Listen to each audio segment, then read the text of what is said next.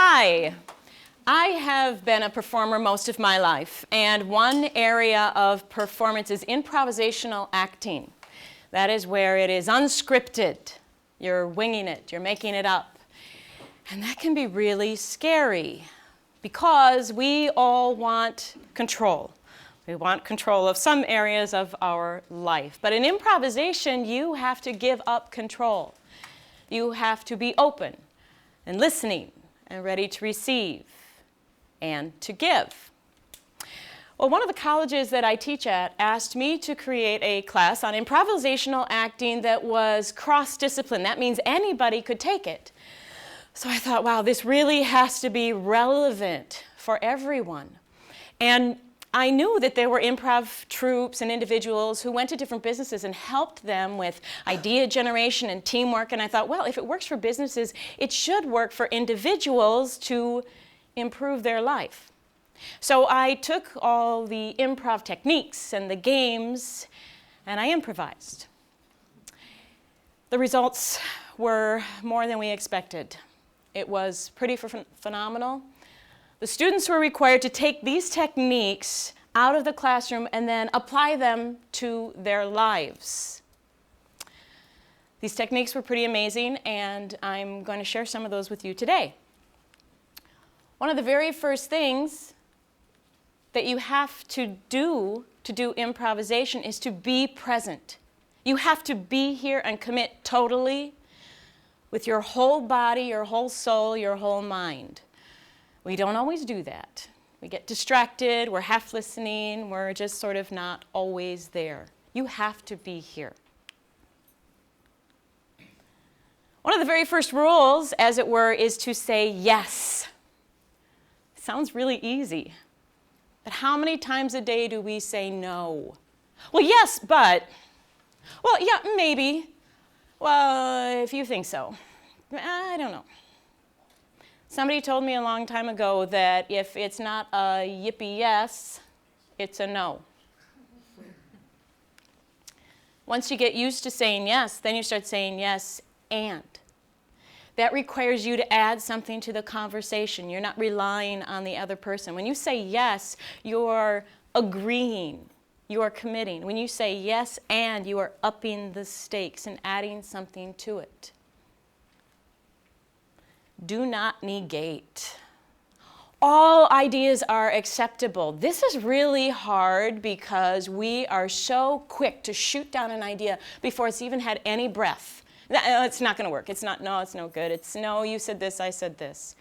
Do not negate. It's something that's really difficult to practice. It requires listening. It's got to be one of the biggest keys, to listen. We usually formulate our answers to people before the speaker's even done talking. We know what we're going to say. And it's usually about us, right? It has something to do with us. And people also say you need to be really funny to do improv. No, you don't. Because if you start thinking that way, you start thinking about yourself, and you start getting self-centered and self-conscious, and you shut down and you stop listening. Trust. When you start supporting and listening and giving, you start building trust with people, trust in groups. I'm going to ask you to take some of these techniques and apply them to your life. The first thing is to try to take one day, just one day, and say yes as often as possible without, hurting yourself. Okay, if someone says, go jump off a cliff, don't do it. Okay, say, well, maybe tomorrow. Or without going broke, yes, I'm going to spend all this money. But say yes, because we shut ourselves down. We find so many ways to say no. It opens up possibility. After you've gotten used to saying yes, you say yes and. Now, you don't have to agree with someone to say yes and. You can say, yes, that sounds like a really difficult decision, and I would like to talk to you more about it. Yes, that political situation is very frustrating, and maybe we can think of some other alternatives. receiving. That's really hard for us.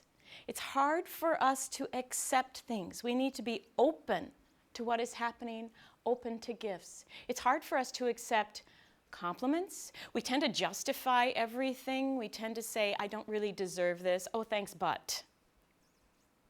Getting used to saying, thank you, not thanks, but. Thank you. Gratitude. Gratitude for all the wonderful things in our life. I have suffered from depression, and one thing that really, really helps me is to think of all the things that I'm thankful for. To list all those things that are so wonderful in my life. Gratitude. Do you know what you're grateful for? Can you say thank you? Even to some of the icky things. Oh, thank you, blizzard. It's so white out. White's a good color. You can put any color over white. Gratitude. Living in it. Seeing it. Expressing it. Ooh, what are these? Emotions. Ooh, emotions. You know, we can usually say about 5 of them. I'm mad, I'm happy, I'm scared, I'm fine. Fine's a really good one. Can you get more specific? Can you name all these emotions that we experience? Do you know what that means when they're that specific? Then what happens when you have some emotions that are incredibly extreme? Here's a good exercise. In the middle of an extreme situation, you step out of it and out loud say, what 3 things can I do right now to change the situation? Just saying that out loud will change the situation. People go, what? And it does. It changes the energy. And you get out of the emotion. You start thinking. You make choices. You generate ideas. And then you do something.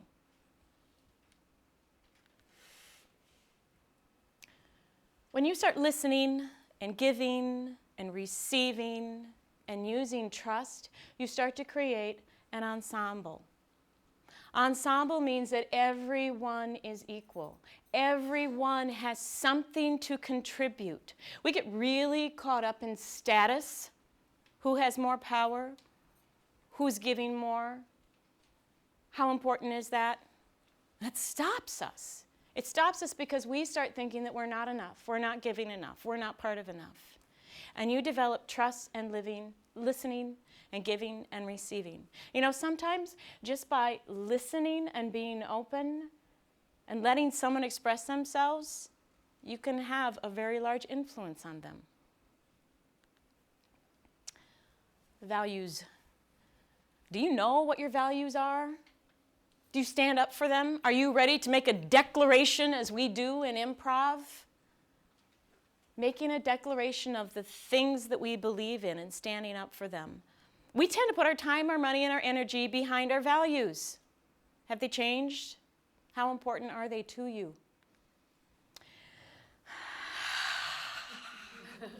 That one gets in the way of everything because we're so afraid to fail.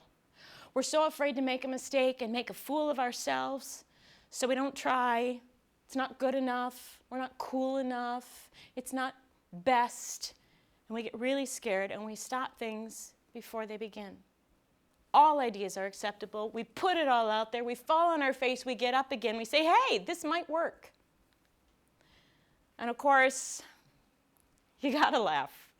You gotta laugh. You gotta keep it humorous. You gotta understand and keep that joy. The joy in your life, the joy with the people that you love, the joy in all of the wonders. Now, this is a new language, and it's not easy. And we have bad days, and we forget. But it's really helpful if more people know this language, and you've got a good scene partner, and they say, hey, don't negate. Say yes and. And you can say, thank you. Improve, improv your life. Thank you.